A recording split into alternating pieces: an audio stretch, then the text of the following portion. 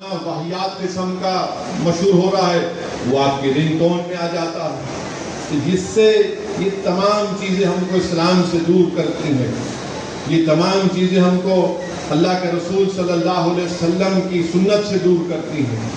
اس لیے آپ اور ہم کو یہ ضروری ہے کہ ہمیں علماء کرام کے جو بیانات ہم سنتے ہیں، ان کے مضامین پڑھتے ہیں، اللہ سے ہم دعا کریں کہ اللہ سبحانہ و تعالی ہم کو عمل کرنے کی توفیق عطا فرمائے۔ اور یاد رکھیے، مسجدوں کو اگر آپ آباد نہیں رکھیں گے، میں جانتا ہوں کہ میں جو کچھ کہہ رہا ہوں وہ تنازع بن سکتا ہے یا میڈیا اٹھا سکتا ہے، مجھے اس کی فکر نہیں ہے۔ اسد الدین اویسی کا جہاں نام آتا وہاں پر تنازع ہوتا ہے آج کل۔ تو اب تو ایسا ہو گیا کہ ایک بابا ہیں، بہت بڑے بابا ہیں، جو ٹوتھ پیسٹ بیچتے ہیں اور کیا ہے منجن بیچتے ہیں، سانس لینے کا طریقہ سکھاتے ہیں۔ وہ کہیں پر منتر پڑھ رہے تھے، اپنے آپ کو برہمن ظاہر کر رہے تھے، اور کرتے کرتے انہوں نے بول دیا کہ میں یہ OBC والے فلاں ایسے ہیں، ان کو کچھ بول دیا۔ جب میڈیا نے یہ بزنس مین بابا کو پکڑا تو انہوں نے بولا نہیں، میں OBC کو نہیں بولا، میں OBC کو بول دیا۔ تو خیر یہ چلتا ہے، یہ اس سے کوئی فکر نہیں ہے، مگر آپ کو بتانے کا مقصد یہ ہے کہ مسجدوں کی حفاظت کریے۔ موجودہ دور میں جو حکمران ہیں وہ پوری کوشش کر رہے ہیں کہ مسجدوں کو غیر آباد کر دیا جائے، مسجدوں کی اہمیت کو کم کر کے رکھ دیا جائے، مسلمانوں کو اسلام سے دور کر دیا جائے۔ اس لیے ہماری ذمہ داری ہے کہ ہم مسجدوں کی حفاظت کریں، اور قدرت ہم اور آپ سے پکار کر کہہ رہی ہے کہ تم ایک مسجد کو کھو چکے، وہ تمہاری غفلت کی وجہ سے ہوا تھا۔ اگر آپ ہوش کے ناخن نہیں لیں گے تو پھر یہ تمام جو لوگ آج اقتدار کی کرسیوں پر بیٹھنے والے ہیں، ظالم لوگ ہیں، یہ ہماری مسجدوں پر للچائی ہوئی نظروں سے دیکھ رہے ہیں۔ وہ جانتے ہیں کہ مسلمان کو مسجد سے دور کر دو پھر یہ نہتا ہو جائے گا۔ اس لیے بہت ضروری ہے میرے عزیز دوستوں اور نوجوانوں اور ماں باپ، اکیلے مت جائیے مسجد کو، اپنی اولاد کو ساتھ لے کر جائیے۔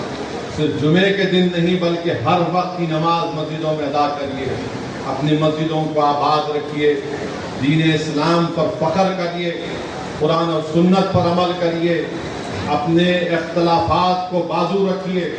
یہ وقت ان طاقتوں سے مقابلہ ہم کر رہے ہیں جو ہمارے وجود کو مٹانا چاہتے ہیں اس ملک سے، جو ہماری مسجدوں سے اذاؤں کو ختم کر رہے ہیں، جو ہم کو اسلام سے دور کرنا چاہتے ہیں۔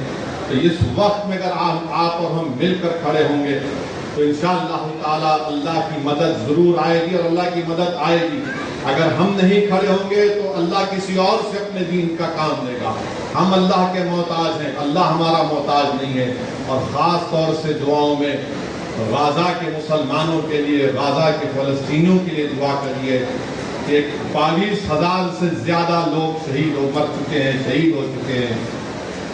21 لاکھ کی آبادی کے پاس اب پینے کا پانی نہیں ہے، بھوک اور فاقہ کشی سے مر رہے ہیں لوگ وہاں پر۔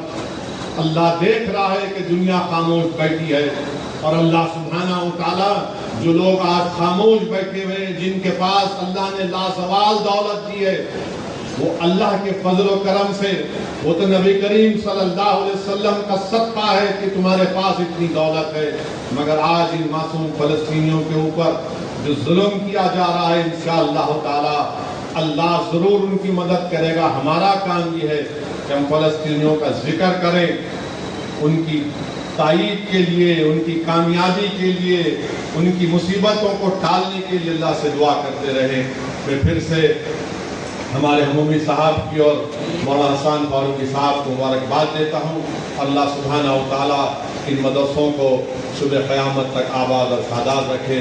واقع حافظ دنیا میں نہیں ہے، اللہ ان کی مغفرت کرے۔ اگر میرا حافظہ صحیح ہے تو ان کا نام بھاری بھرکم شخصیت ہے، نذیر صاحب نام تھا۔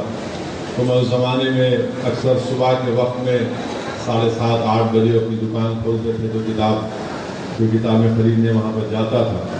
تو انہوں نے مجھ سے بتایا اسد صاحب ہماری اس بک شاپ میں اوپر کے حصے میں چوہوں نے کئی کتابوں کو قطر کر کھا لیا۔ میں سوچ رہا تھا کہ یہاں تو قرآن کریم بھی ہے، تو انہوں نے کہا کہ مگر ہر کتاب کو چوہوں نے کتر دیا، مگر جہاں پر قرآن کریم رکھی ہوئی تھی چوہوں نے وہاں ہاتھ نہیں لگایا۔ تو میرے عزیز دوستوں اور بزرگوں، یہ اللہ کا لازوال کلام ہے، اور مجھے جنید بغدادی رضی اللہ تعالیٰ عنہ کو واقعہ یاد آ رہا ہے کہ جنید بغدادی نے اپنے کسی شاگرد سے کہا تھا کہ میں تم کو ایک صندوق دے رہا ہوں، اس کو لے جا کر دریائے دجلہ میں اس کو بہا دینا اور کھول کر نہیں دیکھنا۔ تو آپ کا مرید تھا وہ، اور کامل مرید وہی ہوتا ہے جو اپنی شیخ کی بات کو سنتا ہے اور راز کو اپنے پاس رکھ لیتا ہے۔ تو خیر جب وہ اس صندوق کو پانی میں چھوڑ کے، تو پانی نے راستہ بنایا اس صندوق کے لیے، اور پھر وہ صندوق پانی میں چلا گیا۔ وہ تعجب کر رہے تھے کہ پانی میں طوفان ہے، لہریں ہیں، اور پانی راستہ دے دیا۔ بعد میں اپنے پیر و مرشد سے آ کر پوچھے تو جنید بغدادی نے کہا کہ میں نے ایک کتاب لکھی تھی، 12 سال میں نے اس کتاب تصوف کے رموز اور